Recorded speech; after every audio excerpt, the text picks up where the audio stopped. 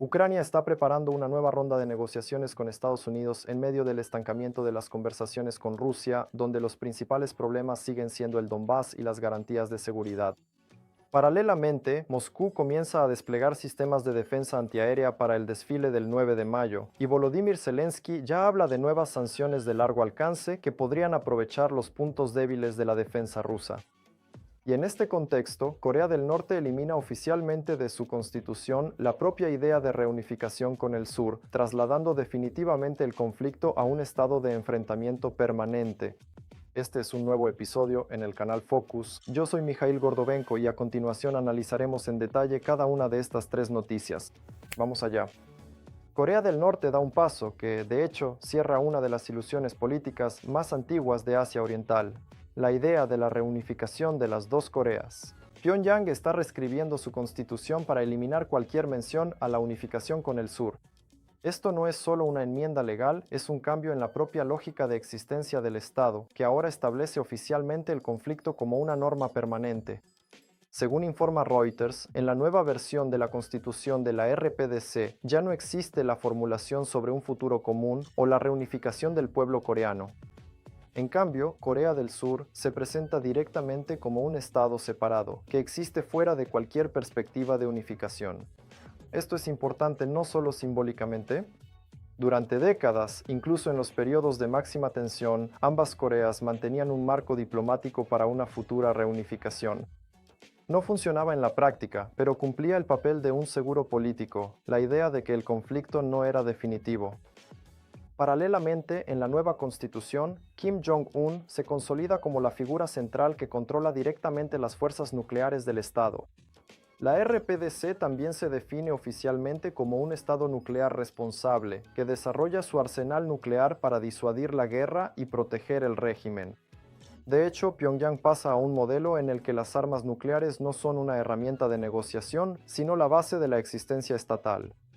Esto significa que Corea del Norte finalmente abandona cualquier lógica de posible reconciliación con el sur y en lugar de un conflicto temporal se está formando un sistema de confrontación a largo plazo que ya se establece a nivel constitucional. Moscú se está preparando para el 9 de mayo como si no se tratara de un desfile, sino de una posible operación militar dentro de la capital. Rusia está trasladando en masa sistemas de defensa antiaérea a Moscú, creando varios anillos de protección alrededor de la ciudad. Y todo esto ocurre en el contexto de declaraciones sobre sanciones de largo alcance por parte de Ucrania. Según la inteligencia ucraniana, el Kremlin ha comenzado a trasladar medios de defensa antiaérea desde diferentes regiones de Rusia hacia Moscú. No se trata de un refuerzo puntual, sino de una reestructuración a gran escala de todo el sistema de defensa antiaérea alrededor de la capital. De hecho, se están formando varios anillos de defensa alrededor de Moscú, desde sistemas de corto alcance hasta interceptores de largo alcance. Tal concentración significa una cosa: el liderazgo ruso considera seriamente el riesgo de ataques incluso contra instalaciones centrales durante el periodo del desfile. Y este proceso no comenzó de manera repentina.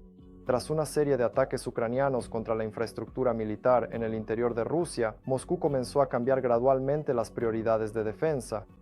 Si antes el principal énfasis estaba en el frente, ahora cada vez más recursos se concentran dentro del país.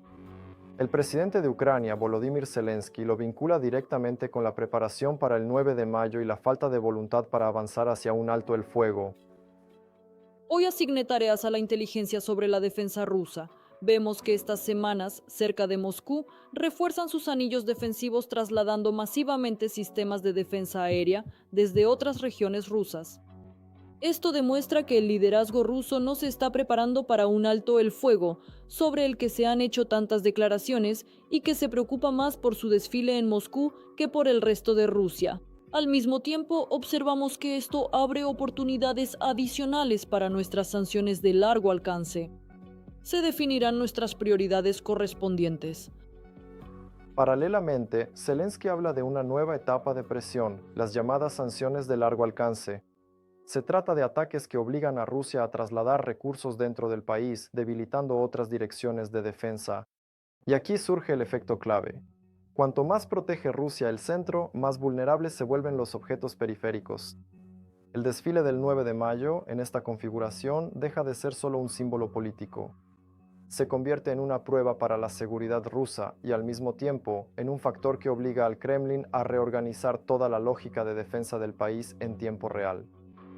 En el contexto de la escalada global y las demostraciones militares en Rusia y Corea del Norte, la vía diplomática entre Ucrania y Estados Unidos entra en una fase en la que la cuestión ya no es el progreso, sino si el propio proceso de negociaciones no se detendrá.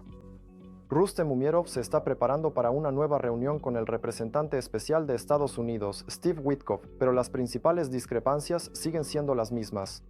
Según informa Bloomberg, esta misma semana Rustem Umerov viajará a Miami para reunirse con el enviado especial de Estados Unidos, Steve Witkoff.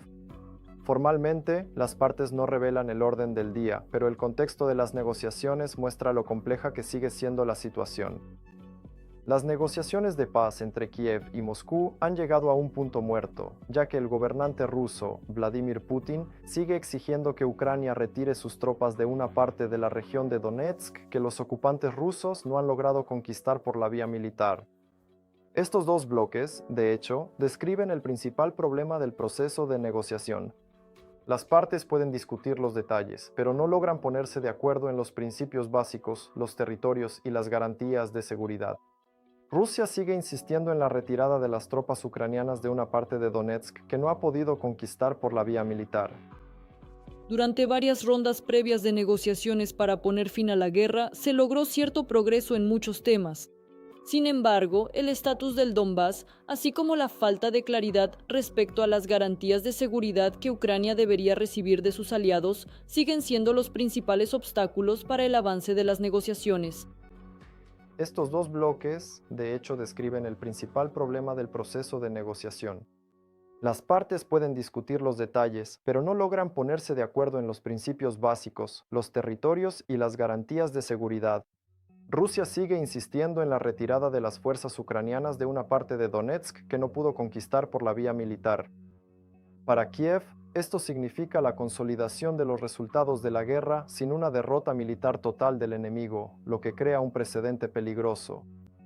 Ucrania, por su parte, se concentra en las garantías de seguridad, que deben impedir la repetición de una invasión en el futuro. Un factor adicional es la dinámica interna de Estados Unidos.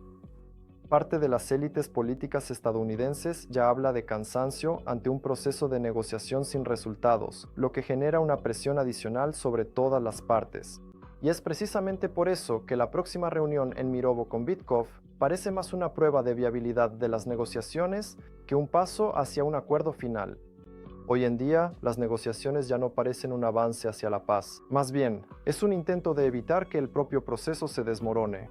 Y cada nuevo encuentro bajo esta lógica no es un avance, sino una comprobación de si el canal diplomático sigue funcionando en absoluto. Resumamos estas tres noticias. Corea del Norte renuncia legalmente a la idea de reunificación con el sur y establece la confrontación como base permanente de su política. Rusia concentra recursos alrededor de Moscú, demostrando que incluso los eventos simbólicos ahora requieren una protección militar reforzada. Y las negociaciones entre Ucrania y Estados Unidos permanecen en un punto donde las cuestiones clave de la guerra aún no tienen una solución común. Los tres procesos son diferentes en forma, pero todos tratan de lo mismo, que los viejos mecanismos de contención y acuerdos funcionan cada vez con más dificultad, y las decisiones se posponen o se trasladan cada vez más a un plazo indefinido. Escriban en los comentarios cómo creen que pueden desarrollarse estos acontecimientos y suscríbanse al canal Focus.